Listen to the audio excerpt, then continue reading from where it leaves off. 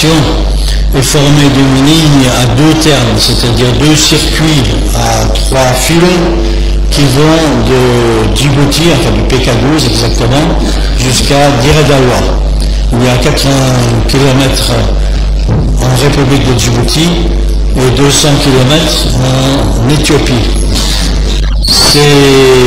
Cette ligne de 220 kV peut évacuer, enfin peut transporter entre 80 et 150 mégawatts de l'Éthiopie vers Djibouti, et tout dépendra un petit peu de la disponibilité en Éthiopie pour alimenter la ville de Djibouti.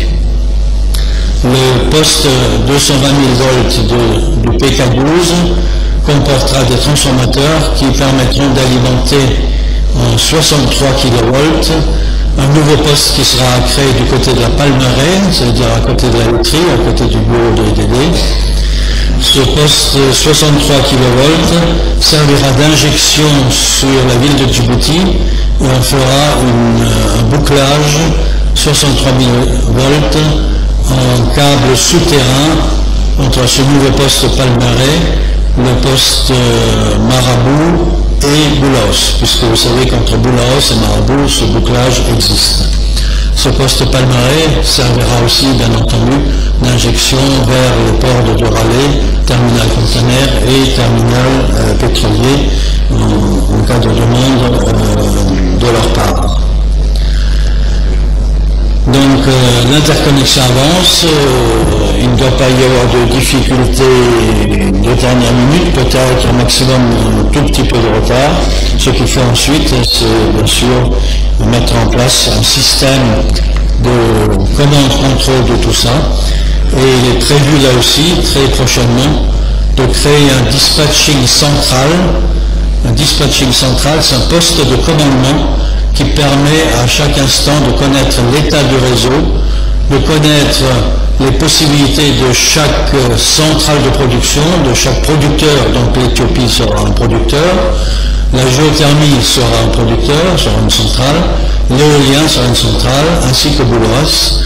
Et bien entendu, il faudrait une nouvelle centrale qui serait du côté de PK12, une centrale diesel, malheureusement toujours, parce que les centrales à turbine à gaz ou à vapeur ne sont guère concevables avec les puissances que nous avons à Djibouti. Il faudrait une nouvelle centrale de 100 à 150 MW, parce que bien entendu, il faut toujours penser à un problème de rupture des câbles, de cyclones,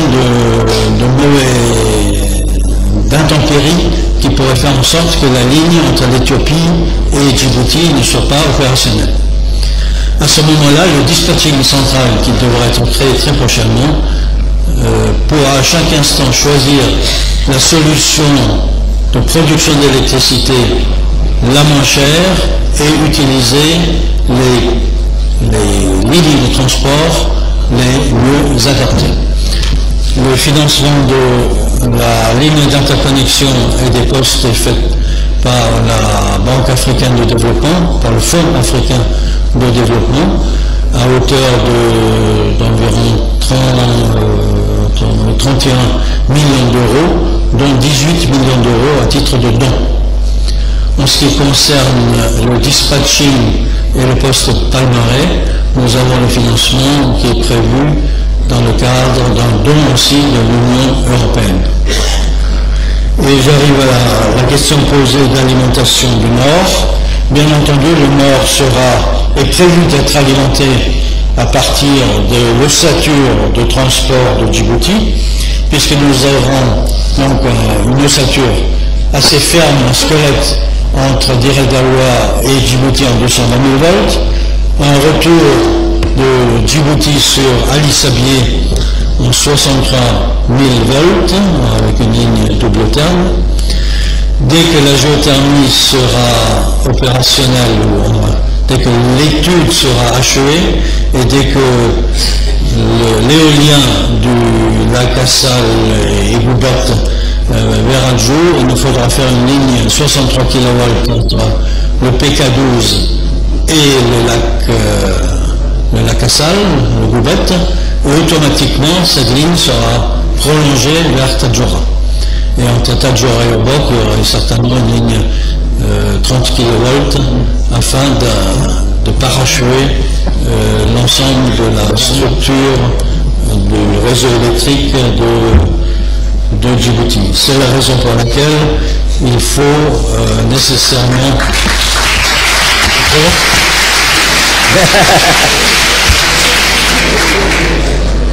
Merci. Après ces applaudissements, il faut que je parle de DD qui est un nid de coupure.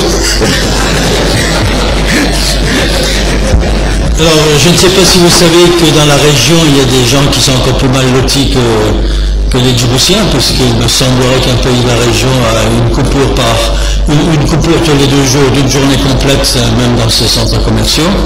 Et même actuellement, où c'est la saison des pluies, il y a une journée de coupure pratiquement tous les 3 jours. Et c'est un pays qui, heureusement pour lui, a de l'hydroélectricité dont nous souhaitons bénéficier prochainement. Ce n'est pas une excuse, nous ne devrions pas avoir de coupure, c'est vrai, mais si on regarde un petit peu le passé, depuis 1998, je crois qu'il y a eu l'incendie de la centrale de Boulos, EDD n'a finalement pu faire que reconstituer ses moyens de production. Parce qu'en 2000, 2001, 2002, on a pu reconstituer les 4 moteurs qui avaient brûlé en 98, je crois. Ces moteurs ont été reconstitués pratiquement à l'identique, puisqu'on a installé des moteurs qui font 6 MW, en réalité pas plus de 4. Ensuite, tout Boulos 1 a été reconstitué aussi, mais nous avons encore le plus vieux qui a 35 ans, qui fonctionne toujours très bien. Nous avons l'année dernière installé un nouveau moteur qui est un moteur de 15 MW Wärtsilä, qui a remplacé l'un des anciens qui avait été installé en 1985 de Grandi Motori Italie. Donc là aussi nous avons gagné quelques mégawatts, mais c'est un moteur qui a été remplacé par un autre. Nous avons eu une panne, une avarie grave sur un des moteurs MAN qui a été installé en 85 sur un don de l'Arabie Saoudite, et ce moteur MAN aussi a eu une avarie et il est en cours de remplacement par un nouveau moteur, Wärtsilä aussi, qui sera installé l'année prochaine. L'année 2009 sera difficile, nous le savions déjà depuis 2 ans, on a fait quand même des prévisions de consommation, la demande augmente extrêmement vite à Djibouti avec l'évolution du commerce, de l'industrie et surtout de tous les quartiers résidentiels. Toutes ces augmentations de la demande ne peuvent que difficilement être satisfaites par le parc de production qui, lui, en réalité, n'augmente pas beaucoup depuis 1996. Vous me direz comment se fait-il que le port d'Oralé puisse avoir une centrale de 12 MW qui marche et qui ne pose pas de problème. C'est que tout simplement, ce sont en principe des moteurs qui fonctionnent au gasoil. Et je ne sais pas si vous connaissez le prix du gasoil par rapport au fioul lourd, il est 2 fois plus cher. Donc ce sont des moteurs qui ne coûtent pas trop cher à l'installation, mais qui coûtent très cher à l'usage. Donc si on avait de tels moteurs, nous serions bien obligés de vendre l'électricité encore plus chère que nous l'avons actuellement. Et là, je voudrais dire quelques mots simplement sur le fait que l'électricité à Djibouti n'est pas la plus chère du monde, tout le monde le dit, mais je n'ai vu aucune statistique sérieuse, même la Banque mondiale le dit, mais je vais lui demander lors de la prochaine mission de me donner leurs statistiques. Lorsqu'on considère par exemple le prix du tarif social, il est moins cher qu'au Sénégal, 30 francs, je ne me rappelle plus quel est le prix, une quarantaine de francs pour le tarif social, ça fait une vingtaine de cents US. J'ai vu l'autre jour, un peu par hasard, qu'à New York, Le kilowattheure coûte 23 cents US.